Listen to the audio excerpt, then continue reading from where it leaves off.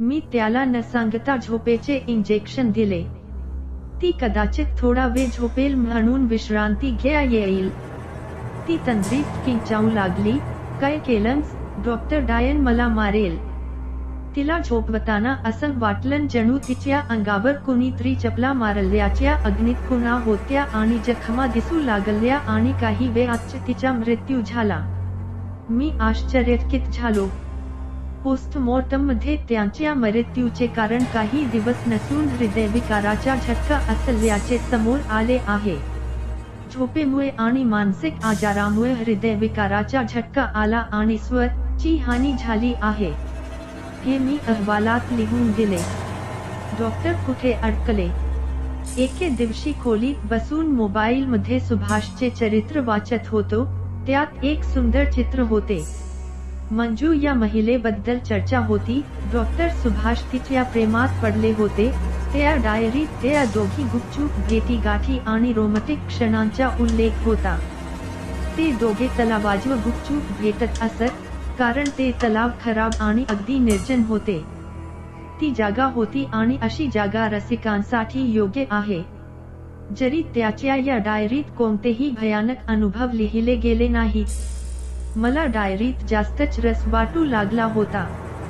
तेवढ्यात धन्वंती धावत येऊन म्हणाली, तुम्ही बिटवा ऐकला आहे? एका स्त्रीच्या रडण्याचा आवाज आम्ही ऐकला आहे. मी तिथे जाऊन पाहिलं तर काहीच नाही. मग उपहासाने म्हणालो, अम्मा, तुला माझ्यावर शंका आहे का? कामावर जाऊ नका आणि हो जास्त भीती वाटत असेल तर हनुमान चालीसा वाचा. परत आलो आणि मोबाईल मध्ये डॉ सुभाष यांचे चरित्र पाहिले तर त्यांची पत्रे उघडी होती. अंधारलेले आणि मोठे झाले. मला थोडे आश्चर्य वाटले, पण वाटले काहीतरी मोबाईल पुरला असावा. मला अचानक आठवलं की आज बसंतीच्या वडिलांना दवाखान्यात यायचं होतं. मग मी सरपटलो, तयार व्हा आणि धावा. बसंतीच्या वडिलांना मधुमेह आहे. अनेक वेळा बेशुद्ध पडल्याची तक्रार होती. त्यामुळे आता हे लोक त्यांच्याशी शांतपणे वागतात होते. उपचारादरम्यान बसंती आणि माझी जवळीक वाढू लागली. मी मुद्दाम कधीच बसंती वापरली नाही. औषधी कधी रिपोर्ट्सच्या बहाण्याने त्यांच्या हॉस्पिटलला फोन करू लागल्या. बसंतीलाही सगळं समजलं. त्याला येण्यापासून रोखू शकलो नाही. आम्ही दोघे एकमेकांच्या प्रेमात पडलो आणि मोकळ्या वेळेत दोघेही कुठेतरी फिरायला जाऊ लागले. बसंतीच्या बबली अभिनयाने तिचे बालपण काकत नाही मला आवडले. मग खूप दिवसांनी अचानक माझं लक्ष थोडं स्प्रिंग वरून वळलं गेलं तेव्हा माझ्या मोबाईल मध्ये तो मेसेज आला. डॉ सुभाष यांचे चरित्र आठवले. मनातील सर्व काम उरकून फुरसतीने वाचण्याचा विचार करू लागलो. धन्वंती आता माझ्यात मिसत होती. जेवण आणल्यावर ती म्हणाली, तुला बिटवा माहित आहे? इथे सुरुवातीपासूनच बरीच मुलं हरवली आहेत. अम्मा, आजकाल बरेच दिवस रात्री कधी लहान मुली तर कधी बायकांच्या रडण्याचा आवाज येतो आणि मी बाहेर गेल्यावर काहीच दिसत नाही. बेटा, सुभाष बाबूच्या काळापासून असा आवाज संपूर्ण शहरात आहे. रात्री लोक इथे बोलतात. सुंदर जादूगार आणि मुलांचे आत्मे फिरतात. तरच रात्री 12 वाजल्यानंतर काहीही होऊ शकते. कोणीही दार उघडत नाही. पोलीसही आम्हाला पहारा देण्यास टाळाटाळ करतात. वाटायचे की तुला हे सर्व सांगू, पण तू भूतावर विश्वास ठेवला नाहीस आणि या झपाटलेल्या घरात राहत होतास.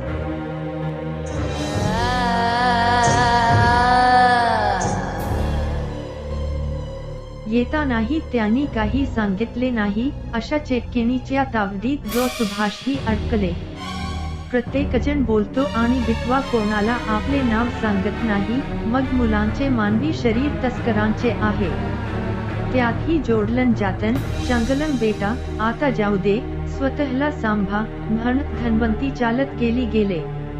माझे सरकारी घर शहरापासून थोडे दूर असल्याने या सर्व गोष्टींपासून मी अनभिज्ञ होतो. त्यानंतर मी मोबाईल मध्ये डॉ सुभाष यांचे चरित्र वाचू लागलो आणि उत्सुकतेने पुढे. त्या चरित्रात लिहिले होते, मंजू सामान्य मुलींपेक्षा वेगळी होती. तिचे छंदही वेगळे होते. अखेर मंजूला सुभाष एकाच तलावाच्या काठी सापडला. त्याच तलावात मासेमारी प्रत्येकजण असेच करण्यास नकार देतो.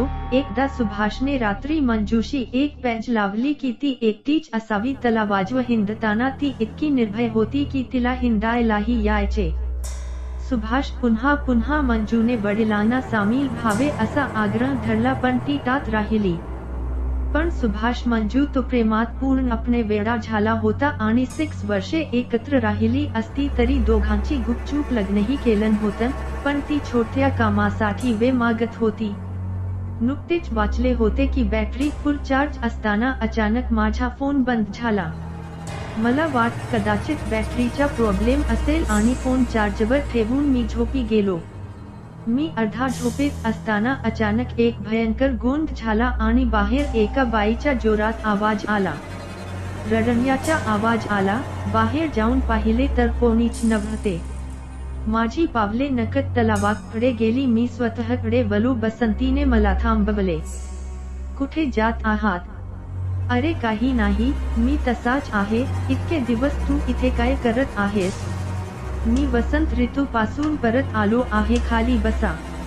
अहो माझ्या वडिलांची शुगर वाढली आहे आणि त्यांच्याकडे औषध नाही म्हणून मी ते औषध पुढच्या शहरातून घेईन. मी मामासोबत परतत होतो.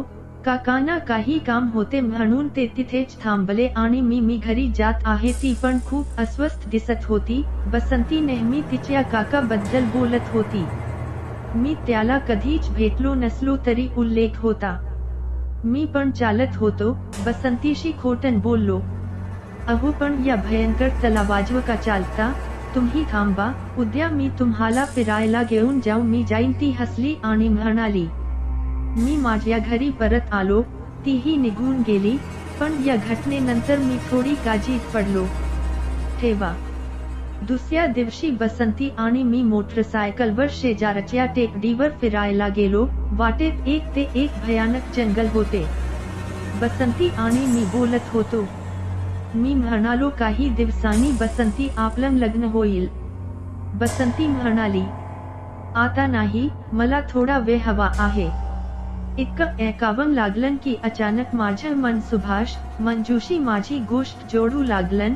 पण बसंतीने माझ्या वडिलांशी ओळख करून दिली आहे. प्रेम असतानाही लोक त्यांच्या युक्तिवाद करतात. आपले स्वतःचे समाधान शोधा.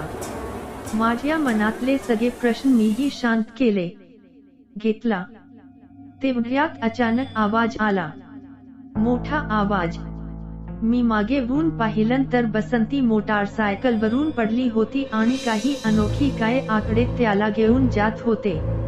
मी बाईकवर त्याच्या मागे जाऊ लागलो पण तो एकदम होता. खूप वेगात जात होते. त्यामुळे मला फक्त एवढेच दिसले की त्यांनी बसंतीला तलावाकडे नेले होते. एकट्याने जाणे म्हणजे मृत्यूला आमंत्रण देणे. मी लगेच माझा फोन काढला आणि चांगल्या ठिकाणी गेल्यावर सुभाषचे चरित्र वाचायला सुरुवात केली की कदाचित यावर उपाय असेल. त्यात लिहिले होते की मंजूने सुभाषशी लग्न करण्याची अट ठेवली होती की ती त्याला 21 नवजात बाळ देईल. शिशुभान प्रश्न न करता करतील. ज्या कारणासाठी त्यांनी सांगितले तेच कारण ते वडिलांना सांगतील. उत्सव साजरा करण्यासाठी विधी करणे. ज्यात शेवटच्या दिवशी ती त्याला त्याच्या वडिलांना भेटायला घेऊन जाईल. सुभाष मंजूच्या प्रेमात योग्य हा फरक समजू शकला नाही. तो म्हणतो तसे करतो.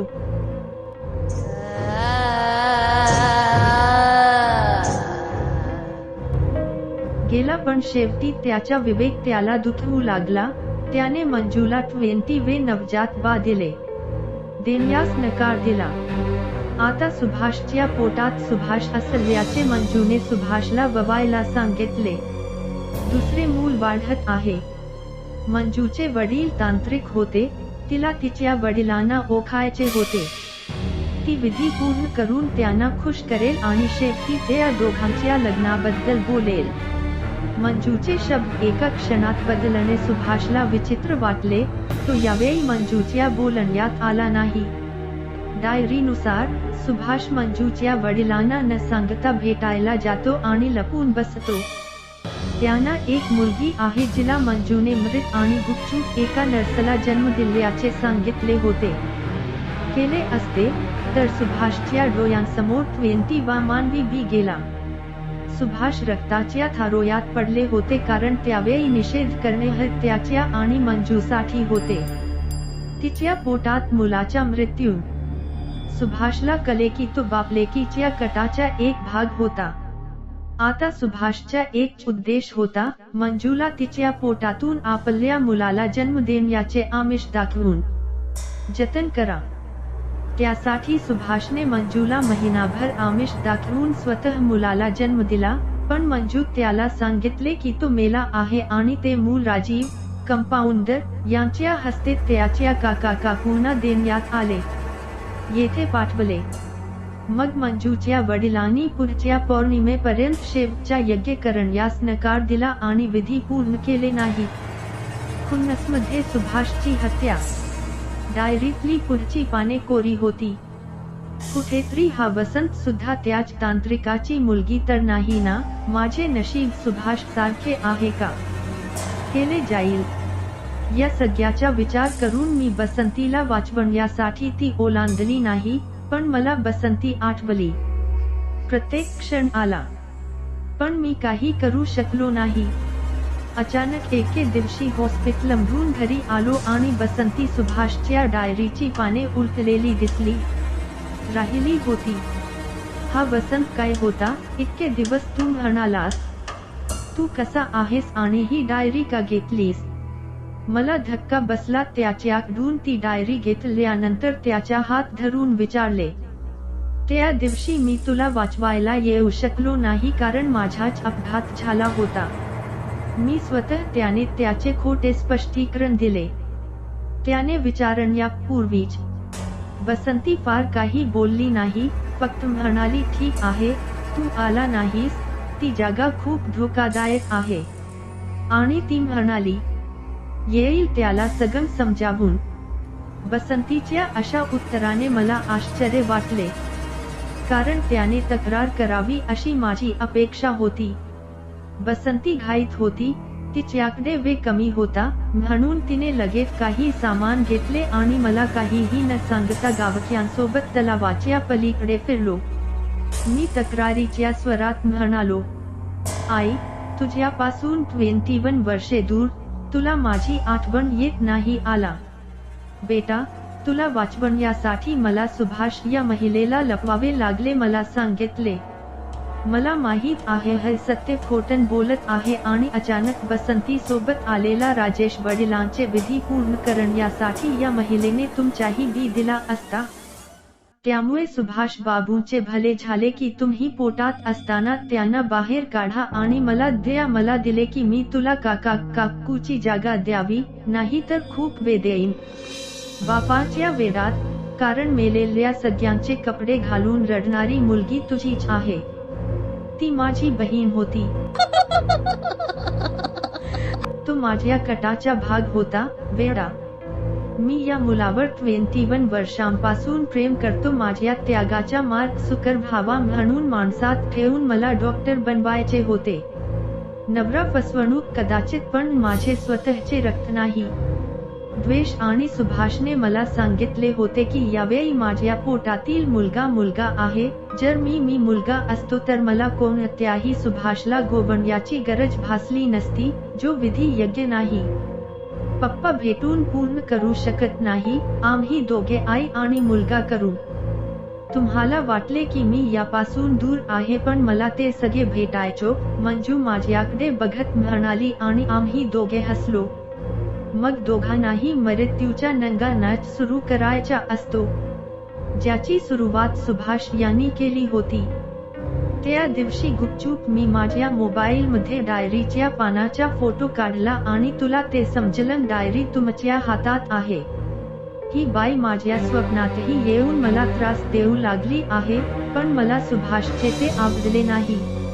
आता त्या दोघांवर कसं जिंकायचं हे मी डायरी आणि राजेश कडून शिकले आहे. पौर्णिमेची वेळ आहे, त्याच दिवशी तुम्हाला या भयानक आत्म्यांचा त्याग करावा लागेल.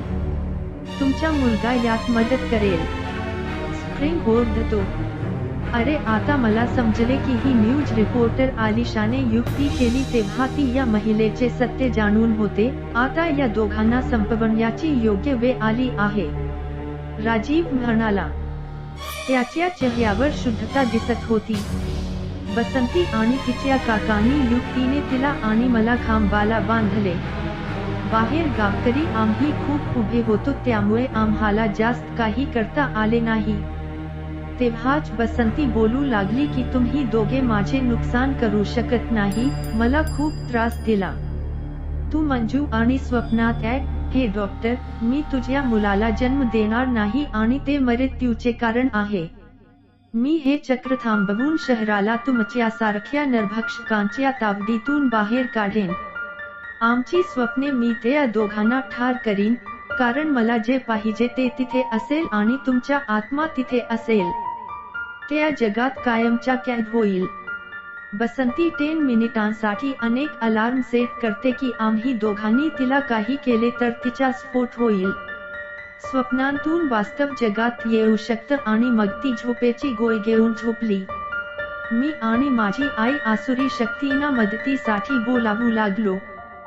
सैतान आला आणि म्हणाला की त्यागाच्या अभावामुळे आपण शक्तिहीन आहोत. त्यामुळे थोडेसे बसंतीच्या स्वप्नात घुसून लढता येईल का? कारण सर्व काही अचानक घडले. झोपेत बसंतीने माझ्या बांधलेल्या आईवर आणि माझ्यावर पेट्रोल शिंपडले. आम्ही दोघांनी फारसा विरोध केला नाही, कारण आम्ही शक्तिहीन होतो. मग त्याने आग लावली. माझी आई आणि मी जत होतो वरजा. वाईटाचा अंत झाला आणि बसंती आणि तिची आई संपली. तलाव स्वच्छ केल्यानंतर किती मानवी सांगाडे बाहेर या सगळ्यांवर अंत्यसंस्कार झाले.